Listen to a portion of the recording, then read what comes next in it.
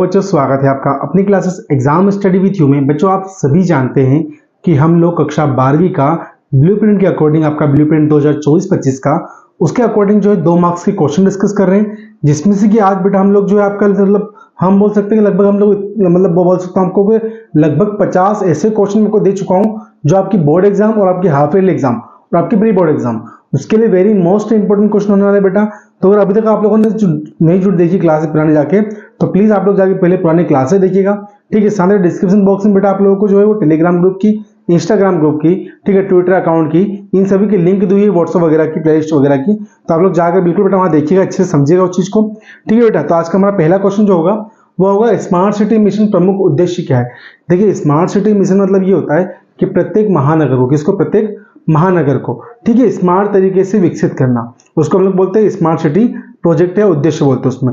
अब बेटा smart city महानगर ही क्यों सर? हम बोलते हैं महानगर वो नगर होते हैं जहां मानव की आवश्यकताओं की पर्याप्त मात्रा में साख सुविधाएं उपलब्ध होती है, इसलिए हम उसको महानगर बोलते हैं। चाहे रोजगार के अवसर हो गए, ठीक, शिक्षा के अवसर हो गए, स्वास्थ्य के हो गए, ठीक है बेटा, जल आपूर्ति हो गई, ठीक है बेटा, कच्चे माल की आपूर्ति होती है, ये सब चीजें हमको कहाँ से प्राप्त होती है? ये हमको महानगर में मिलती है। हम लोग देखते हैं जो गांव कस्बे में छोटे उद्योगपति होते हैं, उनको वस्तु लेने के लिए या बड़े मात्रा में वस्तुओं को खरीदने के लिए उनको बड़े शहरों की ओर जाना पड़ता है।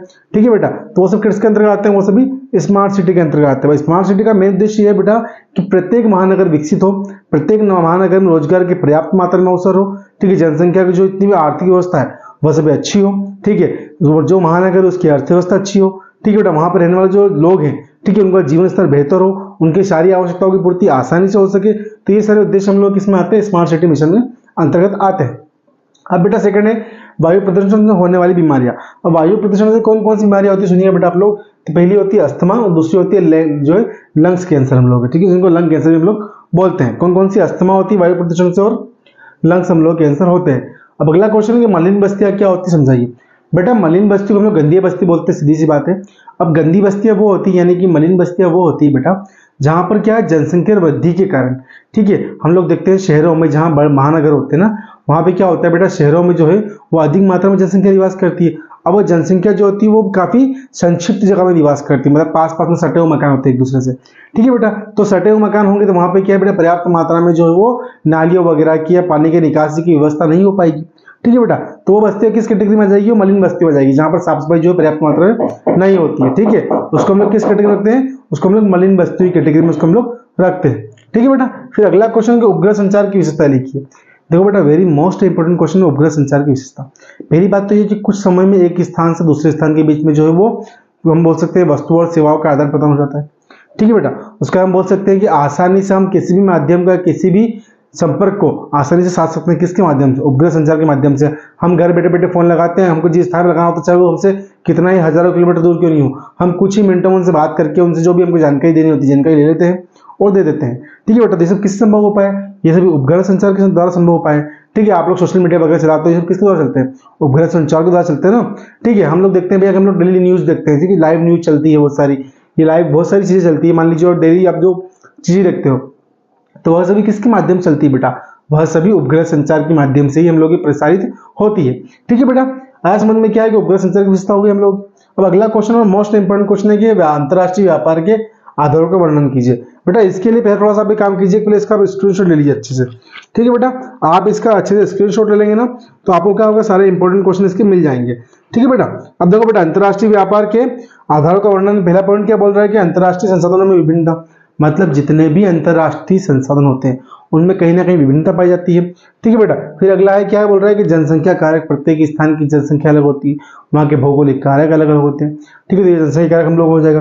फिर ये सांस्कृतिक कारक, प्रत्येक स्थान की संस्कृति अलग होती है, ठीक है, वहाँ की वेशभूषा अलग होती है, वहाँ का रहन सहन अलग होता है, ठीक है बेटा। तो ये भी जो है हम लोग कहीं ना कहीं अंतरराष्ट्रीय व्यापार को प्रभावित करता है, ठीक है, ये आधार का जो है मतलब निर्धारण करता है। फिर हो गया हम लोग का जनसंख्या का आकार, कहीं की जनसंख्या ज्यादा है तो कहीं कम है, जहाँ की जनसंख्या ज्यादा होगी वहाँ पे अंतरराष्ट्रीय व्यापार अधिक मात्रा में होगा, जहाँ कम होगी वहाँ पे अंतरराष्ट्रीय व्यापार कम मात्रा में होगा, ठीक है बेटा। फिर अगला हम लोग क्या है कि आर्थिक विकास की ये जो है हम उसको बोल सकते हैं प्रवस्था, ठीक है। प्रवस्था मतलब क्या होता है बेटा कि देखो किसी भी देश को अपने देश का विकास करना है, ठीक है बेटा, तो उसकी स्थिति अच्छी होनी चाहिए पहली बात तो। अगर उसकी स्थिति अच्छी है, ठीक है बेटा, तो वहाँ का विकास अच्छा होगा, वहाँ की जनसंख्या अगर भैया मान लीजिए हम बोल सकते हैं नियोजित है, मतलब एक प्लानिंग के अकॉर्डिंग काम करते, वहाँ की जो है आर्थिक प्रगति अच्छी होगी। ठीक है बेटा, तो ये सभी कारक किसके अंतर्गत आते हैं? अंतरराष्ट्रीय व्यापार के आधार के अंतर्गत आते हैं। अब मानव भूगोल की कोई एक परिभाषा, कुमार एलन सी सैंपल जी, कौन है? कुमार एलन सी सैंपल जी बोलते हैं कि पृथ्वी, अस्थिर पृथ्वी और क्रियाशील मानव दोनों के बीच संबंधों का अध्ययन कौन कराता है? तो मानव भूगोल कराता है।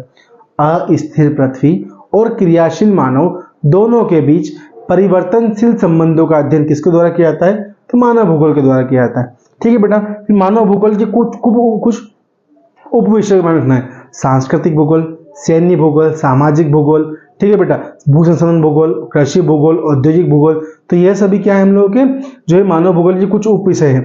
अब मानव भूगोल के 4 प्रमुख घटकों के नाम लिखिए।